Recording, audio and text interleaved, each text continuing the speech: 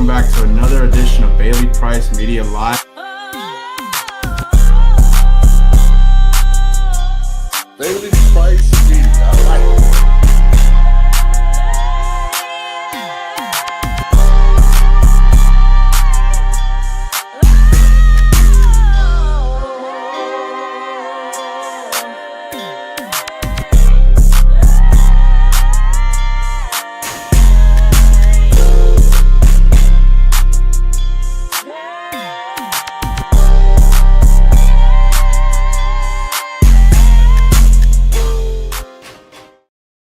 What's going on, everybody? Happy Thursday. Welcome back to another edition of Bailey Price Media Live. Today, I got a very, very special show for you. Host of Raider Nation Radio and Locked On Raiders, Q Meyers joins the show. The main man, Q Meyers, he's had quite the ascent in the social sports media world here. Covers all things Raiders. You can find him everywhere.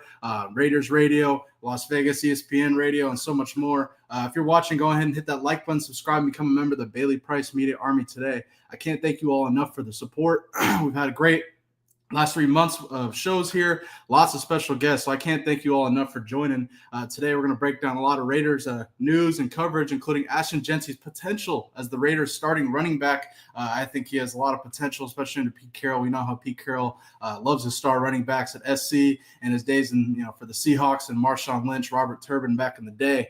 So we're going to discuss Ashton Genty's potential for the Raiders. We're also going to discuss Jack Beck's role in the Raiders offense here. The Raiders drafted Jack Bech, and I really think he's going to play a premier role in the Raiders offense with Gino Smith at quarterback. We're going to discuss that. You already know we're going to cover a little bit of Colorado's Buffalo's football in here. Colorado recruiting is on fire right now as they land Kansas State transfer DB Noah King. So we're going to talk about that. That and so much more. Also, the Raiders drafted my guy Tommy Malat out of Montana State, played against several of my former teammates in the Big Sky for Montana State. Obviously, he won the Walter Payton Award. So we're going to discuss that and so much more. But let's get into it without further ado. Our main man, host of Locked On Raiders and Raider Nation Radio, Q Meyers, joins the show. Q, what up, man? How you doing? I can't thank you enough for joining, my man. Hey, no problem, man. Appreciate you having me on the show. How you doing? Man, it's a great day. It's a great day to have a great day, Q. I can't thank you enough for joining. We're going to talk the state of Raider Nation today here on Bailey Price Media Live. And without further ado, let's get into it. Q, I got to ask you, you guys drafted a star stud, I think, at running back, played with several of my former teammates at Boise State. Ashton Genty. Can you break down Ashton Genty's role and potential in the Raiders offense? Obviously, he's going to take over as the premier back in Vegas. You guys got Jackson Powers Johnson, my guy at center, moving over to his true position where I think he's really going to thrive in blocking for Ashton Genty. Gino Smith at quarterback. Do you think Ashton Genty has the potential to be like Marshawn Lynch in the Raiders offense as Marshawn was for Seattle back in the day? Oh, there's no doubt, man. The sky's the limit for Ashton Genty, right? We saw what he was able to do at Boise State and go over 2,600 yards last season. And, I mean, just the phenomenal way that he goes and plays, that's going right to what Pete Carroll wants to do as an offense, run the rock, right? We know how important running the ball is to him. And the thing is, like, Ashton Genty is going to open things up for everybody else. Like, that's what is so exciting. It's not just the fact that he's a phenomenal runner, but now it makes Brock Bowers better. Now it makes Jacoby Myers better. Now it makes Gino Smith better, right? I mean, because now if you have a run game, then everything else opens up. And the Raiders were the worst rushing team in the league in 2024. They averaged about 80 yards per game. So Ashton Genty is, first of all, a threat. Everybody that knows when they're preparing for a game on Sundays, Mondays, Thursday, whatever it is, that defensive coordinator says, hey, we got to stop that dude. Got to make sure that guy – we don't let him beat us. And so then that gives an opportunity to, okay, someone else. Now Brock Bowers and the great year he had as a rookie, now it could be effective yards, effective catches, effective touchdowns, as opposed to just padding stats or picking up numbers because really they're already out of games and this, that, and the other. It just, Ashton Genty opens up everything for this team. And again, it gives kind of Gino Smith a way to settle into the game and not feel like it's all on him and his arm. Now he knows he can put it in the belly of this guy, Ashton Genty, who's ready to compete at all costs and runner up in the Heisman Trophy, award last season. And a lot of people would say that he should have won the Heisman Trophy. But whatever the case may be, I mean, you know what he brings to the table, and he's excited. I got to talk to him in Green Bay before he got drafted. So I got to talk to him after he got drafted, and he's ready to get to work. So I think everyone at Raider Nation, I know the Raiders are super excited that they landed Ashton Genty. Definitely. And I think this is a huge get for the Raiders. I think the Raiders are dying for a star piece on the offensive side. Obviously, I'm a huge fan of Pete Carroll. I grew up in Seattle, Seahawks fan growing up. So seeing Pete Carroll from his SC days go to Seattle now with the Raiders, I think the potential for this Raiders offense and Ashton Genty is limitless here. One thing I want to show Q before we continue talking Ashton Genty, he talked about his mindset and mentality on Marshawn Lynch and Michael Robinson's podcast here. Take a listen. Reality is, like, everybody know about that dog in him. Like, that's what makes him different. Like, when somebody, like, bro, like, when you get me pissed off in the game, like, you could tell, like, oh yeah, he mad, like, he running hard. Like, I don't talk while I play. Like, You don't talk no trash? Nothing? somebody Hell might no. come up and say something to me, and I'll just be like, all right, whatever. I just laugh or something like that, and they fake that next play. Like, all right, you better get ready. If you had a chance to watch Boise State this last 2 years, you know you know what he just said is facts. Ashton Genty was the star of that team and put up impressive numbers. And Q, what are your thoughts on Ashton Genty's comments there on his mentality? We already know how much of a dog mentality he has, so to speak. What are your thoughts on his comments there and how he'll bring that mentality down to Vegas? I like it. I mean, he's going to let his play do the talking, right? I mean, he's not one of those guys that's doing a lot of chirping. He hears it and he reflects on it, right? And all the greats do, right? The greats have their way of channeling whatever they need to channel to go out there and put their best foot forward, whether it's they heard something, they got slighted, maybe someone does need to talk trash, and then they talk trash back. I mean, some people I've talked to people, even when I played basketball, it was like, hey, when I start talking trash, I know I'm on my A game because then, you know, you're going to get the best out of me. But you know, he says, hey, that's not my mentality. I don't need to talk. I hear it, and then you better get ready. And he's been described as a bowling ball, like that's got knives on him while he's running through you. Like, I mean, he's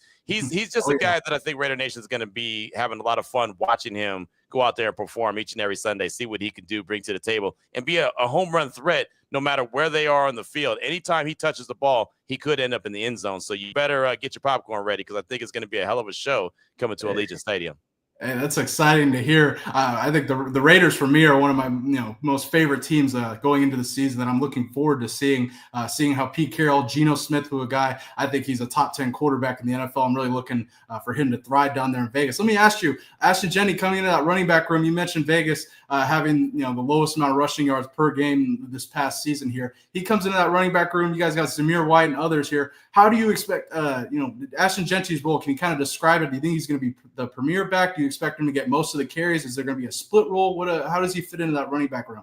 I mean, he's going to get used early and often. I really do believe that. I mean, this guy, 250, 300 touches. I think that he's going to easily get his rookie year, as long as he stays healthy, obviously. But yeah, I think that there's no doubt about it. They didn't pick him at number 6 to, just to sit him in the garage and bring him out only on, Sunday afternoons when the weather's right. I mean, look, he's going to be a guy that they're going to lean heavily on, right? I mean, that's the thing about it. That's the beauty of getting him at number 6 overall, is that you're expecting him to be a big-time difference makers. The thing that the Raiders couldn't do last season was score. They just couldn't get in the end zone. They scored 18 points per game. 18 points per game. That was 29th in the league? There's only 32 teams. So, I mean, it was only the Patriots, the Browns, and the Giants that were worse than them. Right. So they need to score at least one more touchdown per game. If you average one more touchdown per game, that's 24 points per game. You would be ranked 10th in the league last year. They were ranked 29th. So this dude's going to get the ball early. He's going to get the ball often. He's going to get it in the red zone. He's going to get it in, the 50-yard line. He's going to get the ball everywhere. And, oh, by the way, I know he didn't catch a lot of passes last year at Boise State. Go back to the year before. He caught a lot of passes out of the backfield too. So that's another element of his game that he's going to bring to Las Vegas. Definitely. And well said, Q. And before we move on, I got to ask you about another Raiders rookie that they drafted. I think he's going to be an absolute stud at receiver. Let me ask you, Ashton Genty, how do you think he'll impact Gino Smith's game? You mentioned how he'll take the pressure off. Obviously, a run game will alleviate a lot of pressure for a quarterback. I think we saw a great example of that with Shedeur Sanders at Colorado. If Shedeur had a run game, god damn, he would be crazy. But anyway, Gino Smith, your thoughts on Gino Smith taking over as QB1 of the Raiders, how Ashton Genty having a solid run game will impact Gino, and are you a fan of Gino going into this season as Raiders QB1?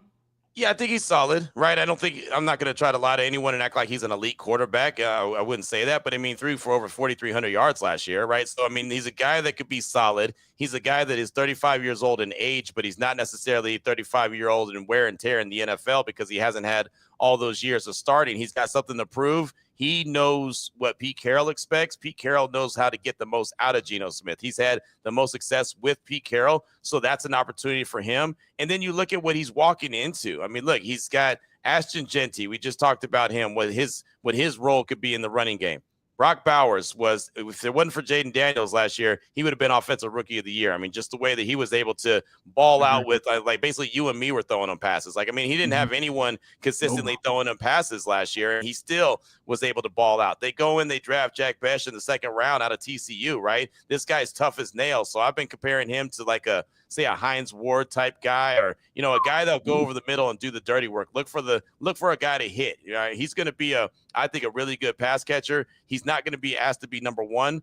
He's not even asked to be number two. He's just going to be asked to play another role in blocking. This goes back to Ashton Genty. He loves to block. If you go back and watch what he did at TCU, he has no problem blocking. So that's going to help out Ashton Genty as well. They've got Jacoby Meyers, who's one of the most underrated wide receivers in the league. He doesn't get talked about. He didn't drop a pass last year.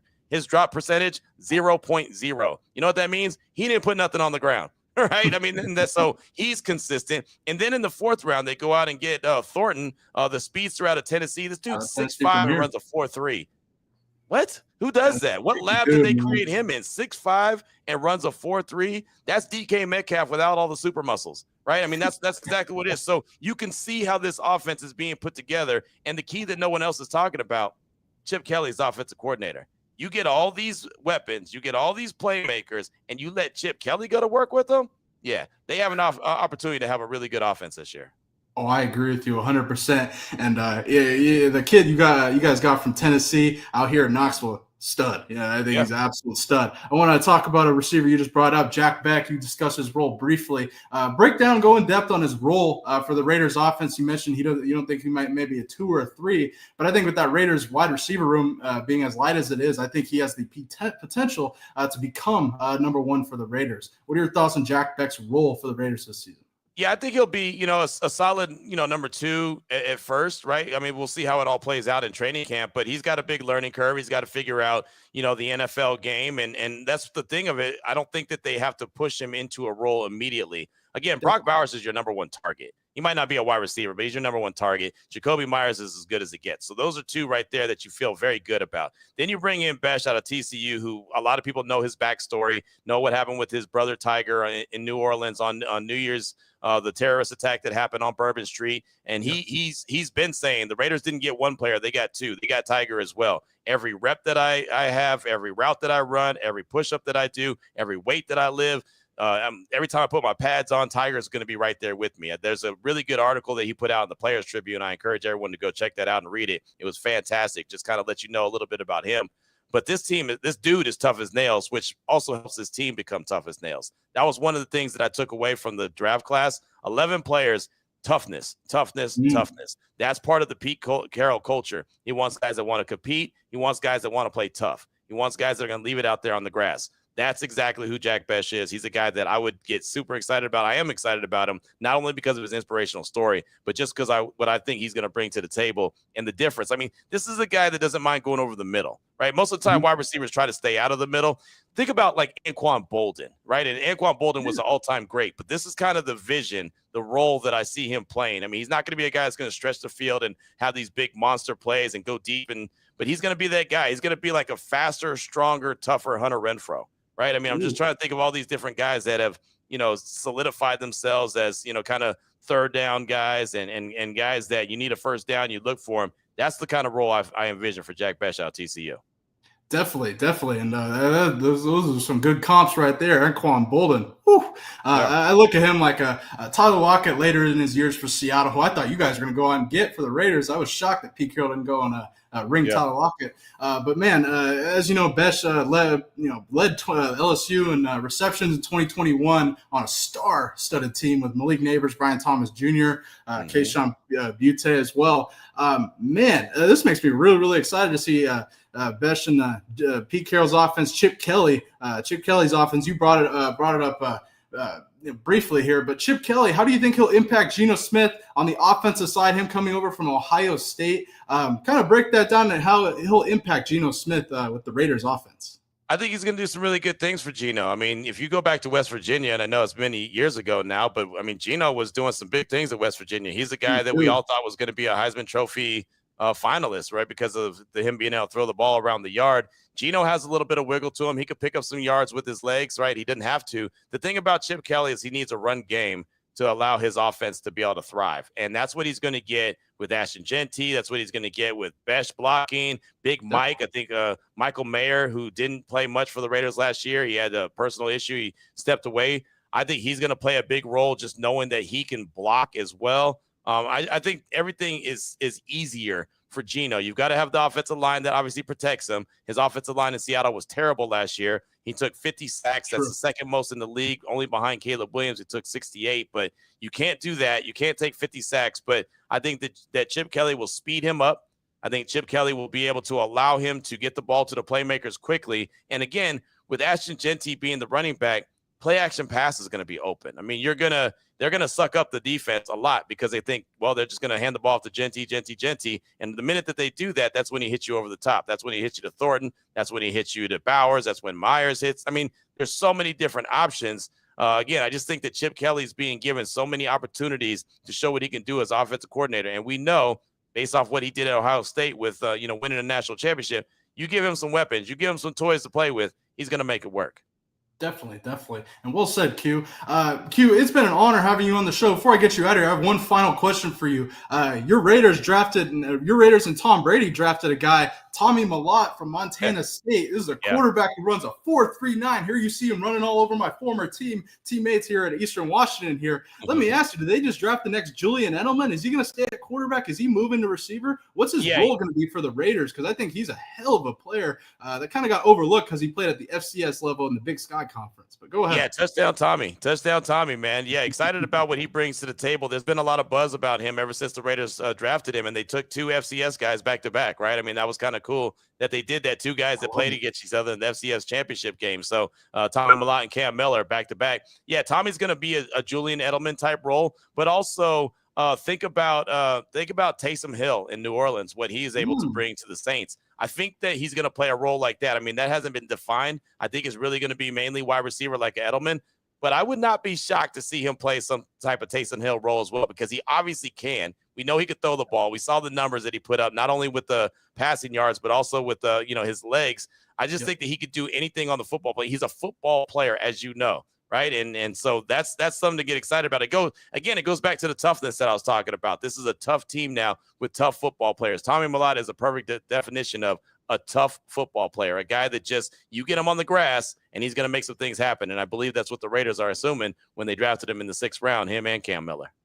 Damn, that makes me excited. Tommy played with my former teammate Blake Lesnar at Montana State. Nice. And Blake raves about this kid, like you mentioned, his toughness and work ethic. Man, that makes me really excited. I was really happy to see you guys draft 2 FCS guys. You guys also drafted North Dakota State former quarterback Cam Miller, who I'm assuming is going to actually stay at quarterback. I'm going to guess. Yeah, he is pretty athletic as well. Definitely can run, but I think he'll stay at quarterback for you guys. Q, my man, I can't thank you enough for joining. I know you're busy, man. If all you guys are watching, go check out Q on Locked On Raiders, Raider Nation Radio. You can find them everywhere. Q, it has been an honor. I can't thank you enough for joining, man. I hope you have a great Thursday. I appreciate you joining. Hey, no problem, man. Keep up the good work. Thanks for having me. I definitely appreciate you. Absolutely, man. Have a great day. Shout out to Q Meyers for joining the show, talking all things Raiders, Raider Nation, the state of the Raider Nations, including Ashton Genty's potential for the Raiders this season. Jack, best role in the Raiders offense. Tommy Malat, them drafting a FCS quarterback. It runs a 4.39. Unbelievable. Shout out to Q Meyers for joining the show. Man, let's keep it going here. We got a lot to talk about still before we get out of here on this fine Thursday. I appreciate you watching. If you guys are watching, hit that like button, subscribe, become a member of the Bailey Price Media Army today. Man, we got a lot to talk about Colorado Buffaloes wise, and let's get into it. Waste no further time here. So, Kansas State DB transfer Noah King has committed to Colorado. 6'3", 200-pound long DB. He will play cornerback for the Colorado Buffaloes, and he joins the Colorado Buffaloes cornerback room and safety room. I think has a lot in store this season, especially DJ McKinney, who I think is going to have an absolute great season. Preston Hodge, who he's got a chance to see last season for the Buffaloes in the slot, I think he'll definitely step up. I'm looking forward to see Makari Vickers, Oklahoma transfer safety, and Noah King fits into that room with Tion Parks as well. But I'm really looking forward to seeing Noah King play for the Buffaloes. Colorado is in desperate need of secondary help with the departure of Travis Hunter. I looked for all these guys to step up, and ultimately I think DJ McKinney is going to be that guy, top corner for the Buffaloes here. I am hearing he's already being a projected first-round pick going into next season, which, damn, that would be pretty good for Colorado Buffaloes Nation here. Chat, Buffalo Nation, let me know your thoughts on Colorado signing Noah King here. I think this is a hell of a player and hell of a get for Colorado. It's kind of surprising to see Kansas State transfer stay in the Big 12 here, especially after last season, the way Kansas State played against Colorado. If I'm being real, I really thought they dominated them, especially in the trenches here. But nonetheless, Colorado gains a tall, lanky DB, 6'3", 200 pounds, 4 years eligibility left. He will play corner for the Colorado Buffaloes going into this season here. Man, folks, I appreciate you watching. I have a question for the chat here before we get out of here. Pete Carroll, Gino Smith, the Raiders have a 6.5 over-under win total. And the Seahawks have a 7.5 over-under win total. I lean Raiders definitely getting to 7 here. I don't know if Seattle gets to 8.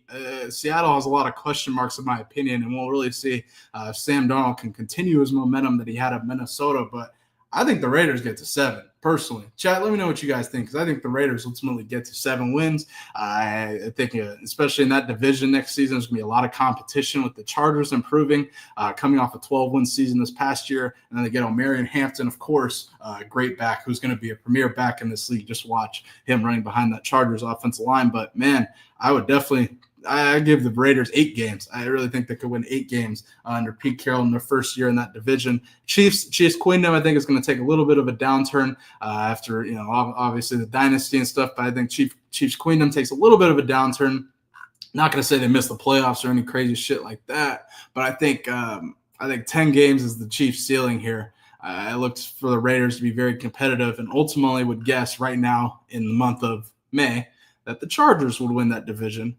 But we'll discuss, and we have a whole offseason to debate that and so much more. But, folks, I appreciate you watching. We're going to get out of here a little bit early today. We'll be live on Saturday with a very, very special guest that I will reveal to you either later today or tomorrow, but I can't wait for Saturday's show. So don't miss Saturday's show here on Bailey Price Media Live, 12 p.m. Pacific, 9 a.m. Eastern, 12 p.m. Eastern, 9 a.m. Pacific, excuse me. But don't miss Bailey Price Media Live on Saturday to talk all things transfer portal and college football recruiting as we get closer to the college football season. If you're watching, hit that like button, subscribe, become a member. And before I get out of here, I have a question for you guys. I'm very, very curious. I appreciate all you guys' support watching. What are you guys looking to hear from me? What teams are you looking that maybe I haven't talked about yet that you'd like me to talk about? Any players that I haven't talked about that you'd like me to talk about? I try to cover all things, especially in the college football world here on this show, in the NFL as well. So let me know if you have any teams or any players or anything that I haven't talked about that you'd like to talk about for future reference. But I appreciate you watching. Hit that like button, subscribe, become a member of the Bailey Price Media Army, and enjoy your Thursday. Thank you so much for watching. Peace.